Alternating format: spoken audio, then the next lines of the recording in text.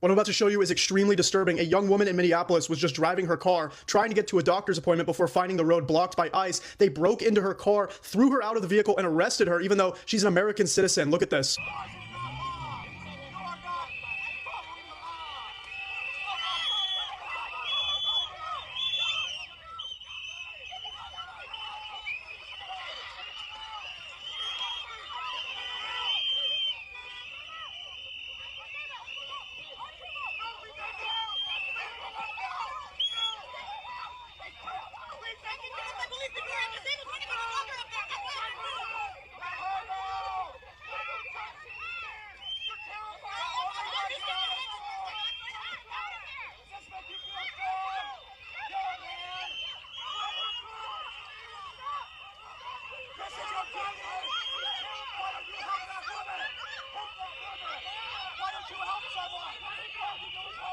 Again, she was just trying to go to a doctor's appointment, and protesters and ICE were blocking the way. She clearly is trying to comply with the officers, trying to figure out how to move her car and find an alternative route. Instead, they go through the back of her car, cut her seatbelt off, and rip her out of the vehicle. In case you're still confused about what's going on, this is Trump's private army now, and they are causing maximum pain against American citizens for views, I suppose. Join me as I dive into the chaos and see if I can survive a sudden ICE invasion right here in Minneapolis. Officials prepared to deploy as many as 2,000 federal agents to the Minneapolis area, the largest immigration operation ever. Right, and the city felt it instantly. A city on edge, voices of a community, the flashpoint, the unfolding aftermath. ICE has suddenly descended upon Minneapolis, a city with a large immigrant community and a long activist history. The presence of ICE here could have far-reaching implications, legal, social, and deeply personal. Section 1, the unprecedented surge. A single number tells the story, 2,000. That is how many federal immigration agents the government sent to Minneapolis, described by ICE Acting Director Todd Lyons as the agency's largest immigration operation ever. This was a loud, visible surge of federal power into the heart of a city still grappling with recent pain and protest. Operation Metro Surge sent a shockwave through Cedar, Riverside, and Phillips. The winter air grew colder, filled with an unspoken tension. For countless families, this was not an abstract policy debate, and it was a direct and personal threat. In a city where immigrants built lives, homes, businesses, parents suddenly feared a knock on the door that could tear their family apart. Children worried if their mom or dad would be there to pick them up from school. Neighbors looked out for one another, sharing information and legal aid hotlines. Minneapolis is still healing from the murder of George Floyd. The sight of a massive federal presence brought those feelings rushing back. This operation didn't just target individuals, it targeted the city's sense of safety, justice, and community well-being. Voices of a community who had fear, resistance, and action.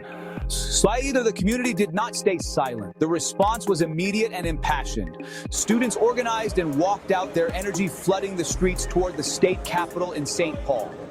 "Our friends are not criminals," one sign read. About 1,000 demonstrators gathered by the Graduate Hotel where they believed agents were staying. State and city officials pushed back with legal and political force. Attorney General Keith Ellison with Minneapolis and St. Paul filed a federal lawsuit calling the surge unconstitutional and unlawful. Mayor Jacob Frey emphasized calm and accountability as tensions rose. Formed in 2003 under DHS, ICE enforces immigration and customs laws. Supporters call it necessary for national security. Critics cite aggressive raids, family separations, and lack of accountability. DHS complained hotels refused room blocks. Hilton cancellation sparked corporate pushback. And a property was removed from its system. This wasn't just a fight in the streets or the courts. It became a battle for the city's resources and identity. The simmering tension boiled over on January 7th, 2026. On that day, a 37-year-old U.S. citizen named Renee Good was shot and killed by an ICE agent named Jonathan Ross. A 30...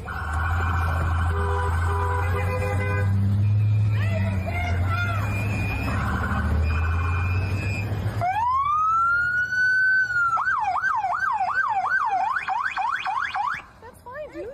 I'm not mad at you. That's her. That's her. Show your face. I'm not mad at you. That's okay. We don't change our plates every morning, just so you know. It'll be the same plate when you come talk to us later. That's fine. U.S. citizen, former... You want to come at us? You want to come at us? Want to come at us? I said go get yourself some lunch, big boy. Go ahead. Out of the car. This gets orders. Get out of the car. And made of sunshine. Get out of This gets orders. Get out of the car. And made of sunshine. The shooting happened just 1 mile from where George Floyd was murdered. The city could not ignore. The death of a citizen at the hands of a federal agent was the spark. Grief and outrage spread like wildfire. DHS claimed Good weaponized her SUV. Video surfaced and many felt it told a different story. Thousands gathered, holding Renee Good's name, chanting for justice. Longtime activists, first-time student protesters, parents, neighbors. A raw display of sorrow and anger became a unified call for answers and for federal agents to leave. In protest, several leaders in Minnesota's U.S. Attorney's Office resigned, including former acting U.S. Attorney Joseph H. Thompson and 5 prosecutors. They cited pressure to investigate Good's widow and reluctance to investigate the shooter, eroding public confidence.